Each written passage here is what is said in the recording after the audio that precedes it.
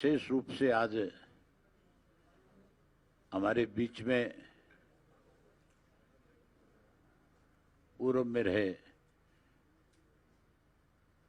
विधायक, पूर्व में रहे विधानसभा के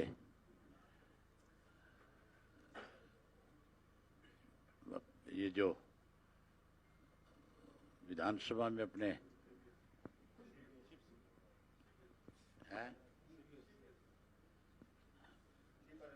पूर्व मेरे विधानसभा के चीफ पार्लियामेंट सीपीएस और पूर्व में 2 दफा लोकसभा का चुनाव अंबाला से कांग्रेस की टिकट पर लड़ने वाले श्री राजकुमार वाल्मीकि जी आज अपने सैकड़ों साथियों के साथ, सैकड़ों तो आज इनके साथ आए, अगर आगे इनके एक साथी के 20-20, 30-30 और नए साथियों को देखा जाए तो हजारों साथियों के साथ आज कांग्रेस पार्टी को छोड़ करके चौधरी देवीलाल जी की नीतियों में अपना विश्वास जहां व्यक्त किया, वहीं इंडियन नेशनल लोकदल पार्टी को मजबूती और ताकत देने के लिए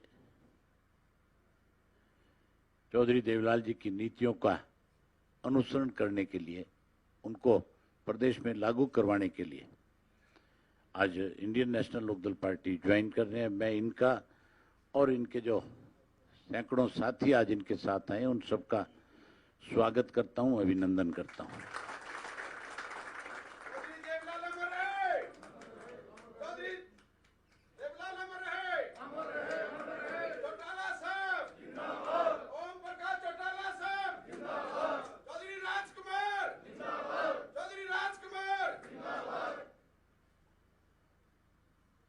जहां मैं इनका स्वागत करता हूं, अभिनंदन करता हूं, वहीं उसके साथ साथ आज जो प्रदेश के हालात हैं, खास करके कल की एक बड़ी घटना इस प्रदेश में हुई, उससे तो पूरे देश में एक ऐसा मैसेज गया है कि हरियाणा प्रदेश के अंदर सरकार नाम की कोई चीज नहीं है। एक मौजूदा मिनिस्टर ने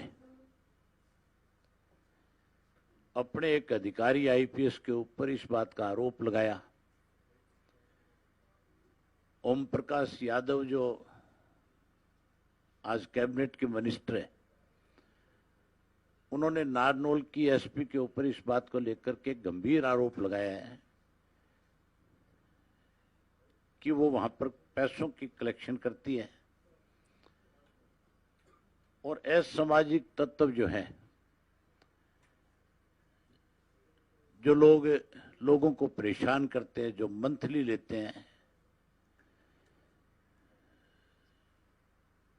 जो लोग ठगी और चोरी का धंधा करने वाले हैं, उनकी सपोर्ट करने का आरोप लगाया है। अगर उनका आरोप ठीक है, फिर तो केवल एसपी का तबादला नहीं, फिर तो उस एसपी के खिलाफ सरकार को सख्त एक्शन लेना चाहिए, फिर उसके खिलाफ कार्रवाई करनी चाहिए और ओम प्रकाश जी के बयान के ऊपर एफआईआर लॉन्च होनी चाहिए। और अगर ओम प्रकाश ने, मंत्री ने, कहीं किसी गलत काम के लिए एसपी पे दबाव बनाया और एसपी ने कहीं मना कर दिया हो और फिर एसपी के खिलाफ इस किस्म की भाषा का कहीं प्रयोग करके उसको वहां से कैसे बदला जाए, उसके लिए कोई अगर उन्होंने इस तरह की कोई सोच बनाई है, तो फिर उस मंत्री को, चीफ मिनिस्टर को तुरंत अपने मंत्रिमंडल से हटाना चाहिए और जहां उसको हटाना चाहिए वहीं सरकारी काम के अंदर दखल करने की धारा लगा करके उसके खिलाफ मुकदमा दर्ज करना चाहिए। जहां आज तालमेल का सरकार में अभाव है, बड़ी हैरानी की बात है, चीफ मिनिस्टर तो ऐसे ही SET का गठन करता है। ये जो शराब का एक माफिया इस प्रदेश में पैदा था, जो सरकार ने खड़ा किया, पर्टिकुलर एक मंत्री के द्वारा खड़ा किया गया था, उसके खिलाफ सरकार के मंत्री के जानकारी में सारी बात आई कि जगह जगह से गोदाम के खिड़कियां तोड़ करके शराब निकाल करके जो सरकारी शराब है उसको बेचा जाए। उसके लिए मुख्यमंत्री ने अपनी तरफ से गठन, उसकी रिपोर्ट और उसके बाद जहां उस रिपोर्ट को लागू, उस रिपोर्ट के आधार पर उनके नाम की कार्रवाई चाहिए थी। कार्रवाई करने के बजाय मंत्री ने तो पीट दे दी। और होम मिनिस्टर है, वो लगातार ये बात कह रहा है कि हम इसकी विजिलेंस जांच करेंगे, हम इसकी एक और इंक्वायरी करवाएंगे। इससे साफ चीज एक मैसेज आता है पूरे देश के अंदर कि यहां सरकार में आपस में तालमेल का बहुत बड़ा अभाव है। यहां एक ऐसी सरकार है जो सरकार ना रह करके एक बड़ा गिरोह बन गया, जो लोगों को लूटने में लगी हुई है। मैं तो मुख्यमंत्री जी को आपके माध्यम से कहना चाहूंगा कि मुख्यमंत्री को ऐसे लोगों के खिलाफ सख्त कार्रवाई करनी चाहिए, और जहां सख्त कार्रवाई करनी चाहिए वहीं पूरे देश को एक मैसेज देना चाहिए कि हरियाणा प्रदेश के अंदर जो इस किस्म के लोग हैं जो लूटने में लगे हैं, उनके खिलाफ सख्त कार्रवाई करेंगे। अगर मुख्यमंत्री कोई ऐसा एक्शन नहीं लेता तो फिर ये मान करके चलो मुख्यमंत्री भी उनमें शामिल हो चुके हैं। फिर तो मुख्यमंत्री स्वयं भ्रष्टाचार को बढ़ावा दे रहे हैं, स्वयं मुख्यमंत्री ऐसे लोगों की पीठ पे हाथ रख करके बैठे हैं जो लगातार इस प्रदेश को लूटने का काम कर रहे हैं। मैं एक बार फिर राजकुमार जी का, इनके सब साथियों का स्वागत करता हूं, अभिनंदन करता हूं, और राजकुमार जी से उम्मीद करूंगा कि ये जहां अपने समाज के लोगों को पार्टी के साथ जोड़ने का काम करेंगे, वहीं क्योंकि इनका लंबा राजनीतिक एक्सपीरियंस रहा है, लंबे समय तक इन्होंने कांग्रेस पार्टी के साथ काम किया है, और लंबे समय तक इन्होंने जहां अपने समाज को ऊपर उठाने का काम किया है, वहीं आम नागरिकों के साथ इन्होंने अपने घनिष्ठ संबंध बनाए हैं।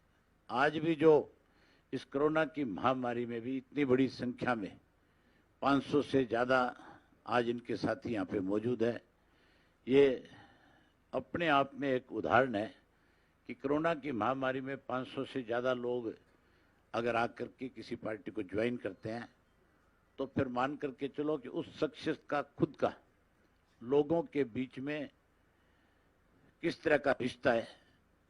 मैं इनके इस रिश्ते की भी इनको बधाई देता हूं और इनसे उम्मीद फिर करता हूं कि ये और बहुत सारे साथियों को इंडियन नेशनल लोकदल पार्टी में जोड़ने का काम करेंगे। जहां पार्टी में जोड़ेंगे वहीं चौधरी देवीलाल की नीतियों को आगे बढ़ाने का काम करेंगे।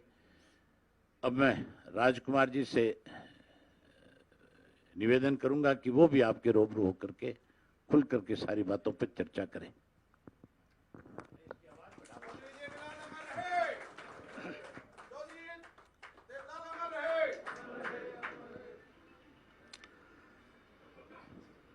प्रेस साहबान, आदरणीय इन लोगों की जान, युवाओं की जान, किसानों की हंसिया, किसानों की, गरीबों की आवाज़ उठाने वाले मेरे छोटे भाई चौधरी अभय सिंह चौटाला जी, इन लोगों के प्रधान भाई नव सिंह राठी जी, हमारे नीलो खेड़ी के प्रधान रामकुमार एवला जी, कुक्कू बोलता हूँ मैं तो, यशवीर राणा जी, हाँ यशवीर राणा जी जो कि जिला के कनाल के प्रधान हैं। हमें अपने साथियों की ओर से भाई साहब, आपको विश्वास दिलाता हूँ, मैं कुछ नहीं, अगर मैं कुछ हूँ तो अपने साथियों के दम पर हूँ, और अगर कुछ नहीं है। कि आज जो मैं आपका मजबूती के साथ चौधरी देवीलाल की नीतियों के, जो उन्होंने किसानों को, मजदूरों को, गरीबों को, जो उन्होंने आवाज उठाई गरीबों के लिए, उनकी नीतियों पे मैं चलकर भाई साहब को विश्वास दिलाता हूं कि मेरी जान जो भी होगी, मेरे दोस्त जो जितने भी साथी हैं आए हुए हैं, हम बढ़ चढ़कर इनोड पार्टी को आगे बढ़ाने का कोशिश करेंगे। मैं आपको पूर्ण विश्वास दिलाता हूं।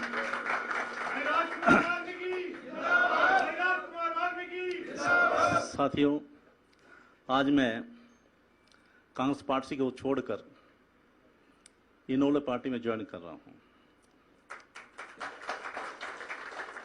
और मेरा इतिहास रहा 34 साल से 35 साल, 40 साल, 45 साल से कांग्रेस की नीतियों पे मैं काम करता रहा। और कांग्रेस ने जो मेरे साथ धोखा किया, कहते हैं कि राजकुमार को हमने पार्लियामेंट का टिकट दिया। साथियों, मैं प्रेस में से बाहर जानते हैं कि मैं 2014 में इलेक्शन में पार्लियामेंट का लड़ा। जब टिकट दी गई मुझे, जब सैलजा यहां से बाजी अंबाला से, और जब अशोक तौर चला गया, जब 15 दिन मेरी टिकट के रोक के रखी, जब राजकुमार वाल्मीकि को दिया, जो कोई नहीं लड़ा था, मैं लड़ा था। जबकि सैलजा ने इलेक्शन लड़ने से, क्योंकि मंत्री रही यहां से अंबाला से, अगर उसने देख लिया मैं हारने वाली हूं तो राजकुमार वाल्मीकि को दे दो। ये वाल्मीकि को तो ऐसा समझ लिया था इन्होंने, हारने में तो वाल्मीकि समाज, जीतने में सैलजा। ये कांग्रेस की नीतियां हैं। यही नहीं मेरे साथ क्या हुआ। चौथा, मैं आपको बताना चाहता हूं कि 2005 में हमने नीलू के जूंडा हल्का था, आपका गढ़ था, आपका ये 91 मैंने आपका गढ़ तोड़ा ये जूंडे को, कि आपका तो ऐसा गढ़ था कि 2 सुजान सिंह जो कि बादल साहब के ड्राइवर थे, वो भी जीत के चले जाते थे आपके वहां से जुंडा से। तो उसकी करते करते हमने कांग्रेस पार्टी को बढ़ाने की कोशिश करी, पूरे तन मन से कांग्रेस करा। उस पार्टी को, संत को भी हमने जितना होया मेरे पे करने की कोशिश, फिर जुंडा हल्का टूट गया, नीलो खेड़ी बन गया। फिर 2005 में टिकट काट दी, इतना काम करने के बाद। 2009 में फिर टिकट काटी मेरी, जबकि मिर्चपुर कांड, गुवाना कांड, लारा कांड, और किसी कर्म हो तो कांग्रेस कर्म हो, हमने अपने समाज की भी इज्जत रखी और सरकार को बचाने की कोशिश करी। पर ये कांग्रेस ने कभी मेरा वो नहीं सोचा, मेरे से यूज करा, वाल्मीकि समाज को यूज करा, कि वाल्मीकि समाज का थोड़ा दिखाई देता है कि राजकुमार वाल्मीकि आवाज उठाता है, इसलिए इनको दबा के रखो। अभी 2019 में भी यही हाल हुआ। 2019 में मेरे नीलोखेड़ी के लोग, काफी लोग आए हुए हैं, बड़े राम का इनको भी पता है कि मैं 25-30 हजार की गैदरिंग सीएम हल्के में नीलोखेड़ी में रणदीप सुरजेवाला का प्रोग्राम करा मैंने। ये कांग्रेस की नीति देखो क्या है। बनता राम वाल्मीकि बीजेपी नहीं छोड़ी उसने, जो 25-30 हजार की गैदरिंग कर रहा है उसको तो टिकट नहीं है। सैलजा जो टिकट दे रही है बनता राम वाल्मीकि को, हुड्डा साहब टिकट दे बनता राम वाल्मीकि को। तो जुल्म कितना न्याय मेरे साथ, मेरे समाज के साथ हो रहा है। वाल्मीकि समाज को सिर्फ यूज करने के लिए कांग्रेस ने करा है। तो साहब, मैं आपको विश्वास दिलाता हूं, आज के बाद वाल्मीकि समाज एक बच्चा आपके साथ इनोलो पार्टी का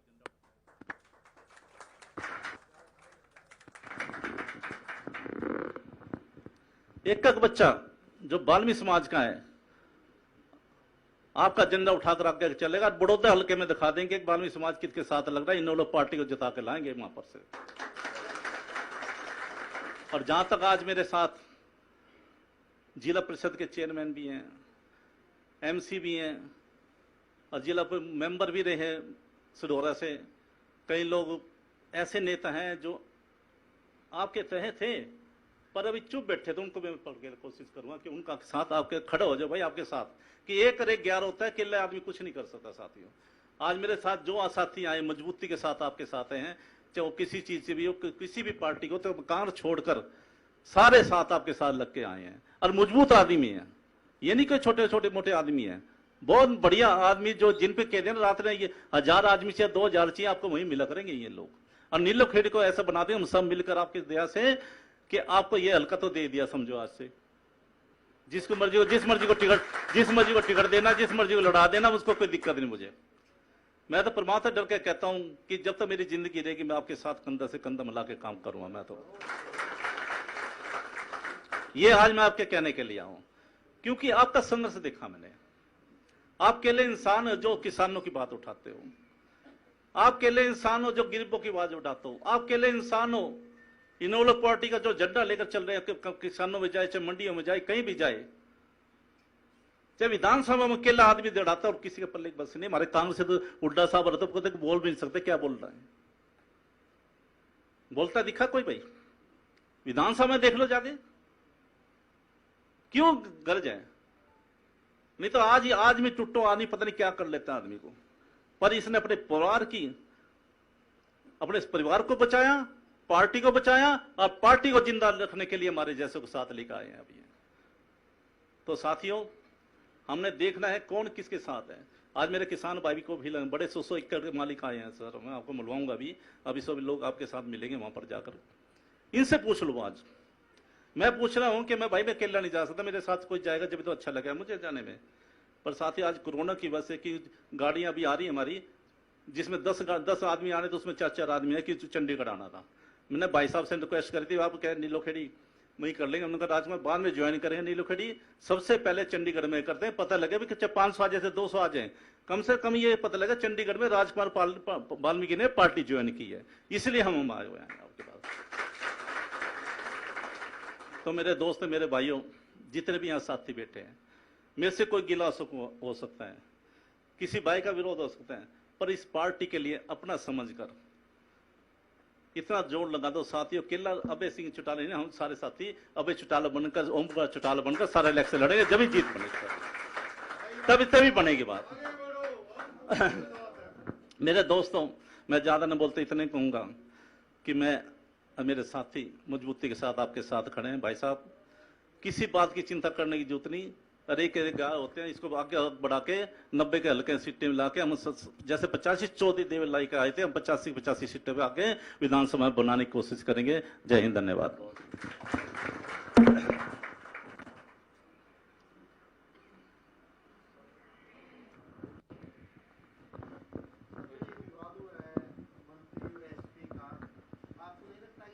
अधिकारी मंत्रियों की बात नहीं मान रहे हैं, मंत्री अपना दुखड़ा फोन पर रो रहे हैं एक तरीके से। मुझे है ना एक और अंदेशा है, अधिकारियों को जो सम्मान मिलना चाहिए, जो अधिकारी को काम करने में एक इंडिपेंडेंसी मिलनी चाहिए, इंडिपेंडेंसी, वो इस राज्य में नहीं है।